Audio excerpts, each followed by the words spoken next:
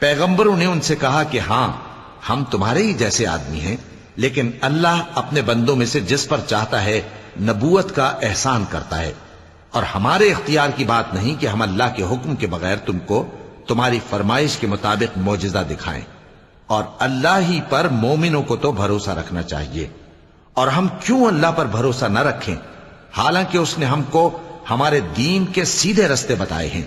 اور جو تکلیفیں تم ہم کو دیتے ہو اس پر ہم صبر کریں گے، اور اہل توکل کو تو اللہ ہی پر بھروسہ رکھنا چاہیے۔ اور جو کافر تھے انہوں نے اپنے پیغمبروں سے کہا کہ یا تو ہم تم کو اپنے ملک سے باہر نکال دیں گے یا تم ہمارے مذہب میں واپس آ جاؤ۔